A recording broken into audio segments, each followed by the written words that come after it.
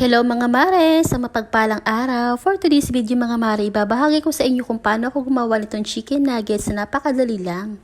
Perfect nga rin ito mga mare pambaon sa ating mga anak ngayong darating na pasukan, kaya naman kung wala ka pa naisip, ay isa nga ito sa pwede mong gawin. Meron ako nitong chicken breast mga mare, mga 3/4 kilo yan. Inalis ko lang yung balat, tapos ayan papakuluan natin ito sa tubig. Gagamitin tayo dito mga mare na 5 pirasong patatas. Pinirtan ko nga lang yan at hiniwa ko ng pa-cubes. Tapos maglalagay tayo ng enough na water para sa pagpapakulo nito. Naglagay ako dito ng asin, pamintang buo at dahon ng laurel.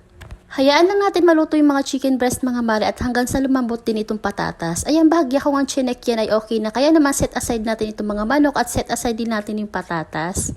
Mapapansin nyo may mga iniwa-hiwa pa nga na manok mga mare, na pa-add pa nga ako dito ng kaunti pa kasi may nakita pa ako sa rep. Nang sa ganun ay medyo dumami ito. Bali mga 1 kilo na itong ating manok. Tapos ayan, imamash lang natin yung patatas. Gagamitin tayo nitong cheese, ginadgad ko lang yan. At para sa cheese mga mare, kahit anong cheese ay pwede natin gamitin. Ito regular cheese nga lang na nabibili natin sa supermarket at 160 grams ito. Ayan mga mare, ilalagay naman natin ito dito sa food processor. Bali, hiniwa-hiwa ko lang o hinimay ko lang na medyo malalaki pa. Papaikutin na natin itong mga mare dito sa ating food processor nang sa ganun ay maging pino yung texture nito. Nakalimutan ko pa nga itong oyster sauce, kaya naman ay naihabol ko pa. Naglagay ako dito ng asin, paminta, tsaka ng garlic powder. Pagka okay na nga itong ating mga pinagrinder na manok mga mare, ayan, pasasamahin naman natin itong mga nagrinder na chicken, tapos itong na-mash na potato at itong cheese. Kung wala naman tayong food processor mga mare, pwede naman natin itong himayin na lang na malaliit or tadtarin. Naglagay ako dito ng 1/4 cup naman ng cornstarch or pwede rin harina, nang sa ganun ito yung magpapabind dito sa ating mixture. Ayan mga mare, pagka okay na nga parang dough na, set aside lang natin. Gagamit tayo dito ng 2 pirasong itlog.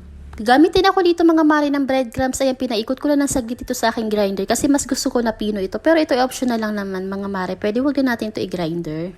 And then pag na-ready na nga natin mga mare yung ating mga pang-coating nito tulad ng breadcrumbs at ng itlog, ngayon mag-shape naman tayo depende sa shape na gusto natin. Para talagang datingan na nabibili na chicken nuggets sa supermarket ang itsura nito mga mare. Bali, nag-scoop lang ko dyan mga mare ng 1 kutsara, tapos i-shape lang natin, din isawsaw natin dito sa harina or cornstarch, tapos sa itlog, saka sa breadcrumbs. Same process lang ito mga mare at ulit-ulitin nga lang natin ito hanggang sa matapos natin magawa ito lahat ng ating mga mixture. Ayan, gumagawa pa nga ako dito ng heart mga mare, medyo challenging ito kaya naman pagpasensyahan nyo na nga itsura.